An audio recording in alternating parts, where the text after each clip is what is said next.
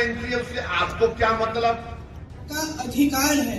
वो बिकिनी पहनना चाहे, वो हिजाब पहनना चाहे, वो घूंघट लगाना चाहे, वह साड़ी पहनना चाहे, वह जीन्स पहनना चाहे।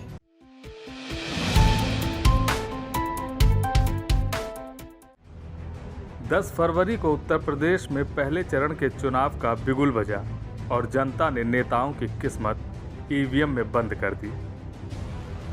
इस चुनाव में पहले चरण का मतदान थोड़ा ढीला ही रहा। आपको बता दें, उत्तर प्रदेश में 11 जिलों की 58 सीटों पर पहले चरण में मतदान हुआ। इन सीटों पर सत्ताधारी बीजेपी की कड़ी परीक्षा मानी जा रही है। दरअसल जिन 58 सीटों पर वोट डाले जा रहे हैं, 2017 में उनमें से 53 सीटें बीजेपी के पास आई थीं। इस बार पहले चरण में योगी सरकार के 9 मंत्री भी मैदान में अपनी किस्मत को दोहराने के लिए भगवान से दुआ मांग रहे होंगे। लेकिन पहले चरण के मतदान में इस बार बुर्का का चिन्ह बाहर आ गया। वैसे ये कोई नई बात नहीं है। चुनावों में इस तरह का तड़का अगर राजनीतिक पार्टियां ना लगाएं तो चुनाव फीका फीका लगता है। इस बार बुर्के का चिन्ह कर्नाटक से चलकर मध्य प्रदेश, दिल्ली होते हुए उत्तर प्रदेश के चुनावों में आ पहुंचा है। इस बुर्का पर सभी पार्टियों ने अपनी राजनीतिक बैटिंग पिच तैयार कर ली है, जहां समाजवादी पार्टी, कांग्रेस और बीजेपी के बैट्समैन बैटिंग कर रहे हैं और फील्डिंग के लिए उतर चुके हैं। इन टीमों का ऐलान खुद AIMIM के मुखिया असदुद्दीन ओवैसी ने किया। उन्होंने बुर्के का खुलकर समर्थन किया। ओवैसी ने कहा कि बुर्का और हिजाब इस्लाम का आवश्यक अंग है। हिजाब पहनने के लिए मुस्लिम लड़कियों को शिक्षा से क्यों रोका जा रहा है?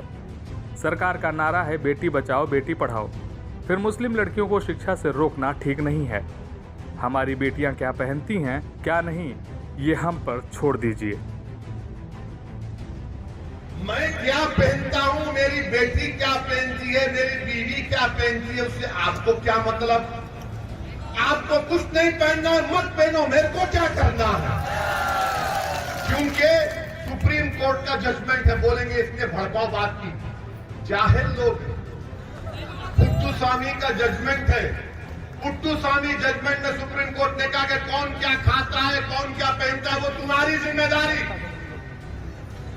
अब तो सुप्रीम कोर्ट ने 377 को भी बर्खास्त कर दिया। सुप्रीम कोर्ट ने कह दिया कि right to choice is a fundamental right, यानी आपकी पसंद क्या है वो आपका बुनियादी हक है।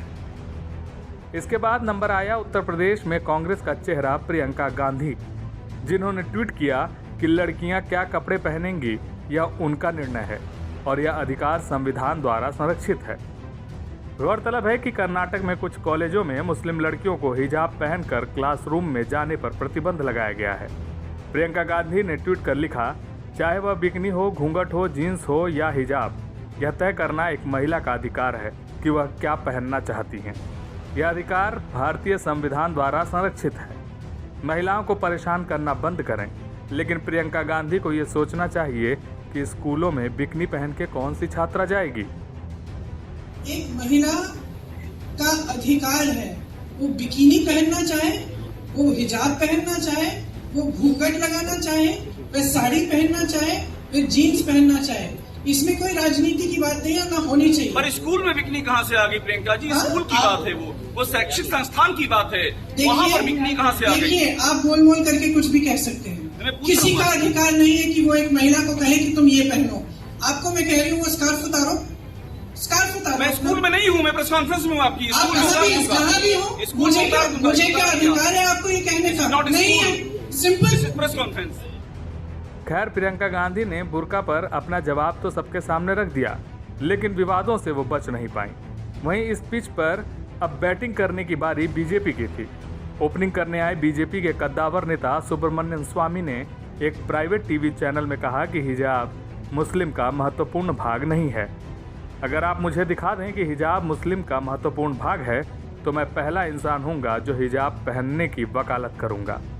उन्होंने आगे कहा कि राम जन्मभूमि मामले में भी एक समुदाय ने कहा था कि आप मस्जिद को हाथ नहीं लगा सकते। हिजाब पर स्वामी ने कहा कि इस्लाम में कहीं नहीं लिखा है कि हिजाब इस्लाम का महत्वपूर्ण हिस्सा है। अगर ऐसा होता तो संसद में कई मुस्लिम महिलाएं साड़ी में प्रवेश करती हैं, तो क्या इन महिलाओं ने धर्म का अपमान किया है?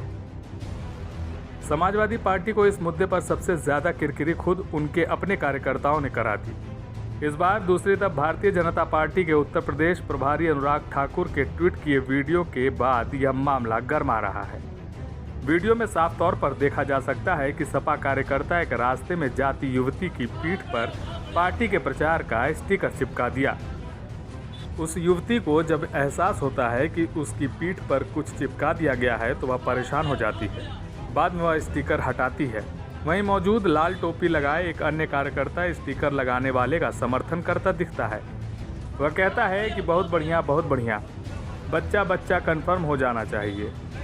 वहां मौजूद लोग उसे देखकर हंसते रहते हैं।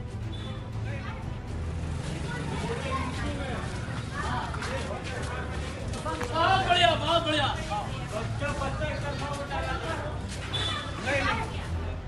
अनुराग ठाकुर ने ट्वीट पर तंज कसा है कि यही है लाल टोपी के काले कारनामे। एक राह चलती महिला के साथ सपा नेता की बदसलूकी देखिए। जहां भरे हों ऐसे मनचले, यूपी क्यों उनके साथ चले। यूपी चुनाव के पहले चरण की वोटिंग से पहले आए इस वीडियो ने सियासी हंगामा खड़ा कर दिया। वीडियो के सामने आने के बाद सोशल मीडिया पर इसे खूब शेयर किया जा रहा है। लोग भी तरह तरह की टिप्पणी कर रहे हैं। वहीं इस मामले में सुनील यादव की ओर से सफाई आई है कि युवती उसकी बहन है।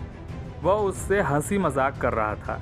लेकिन हम बता दें सपा को कि ये बहन जिसके साथ अपने ऐसा बर्ताव किया है, अगर ये गुस्सा मान गई तो समाजवादी की कायनात को मिट्टी में मिलने और उत्तर प्रदेश की सत्ता की चाबी कहां गुम हो जाएगी, ये कोई नहीं जानता।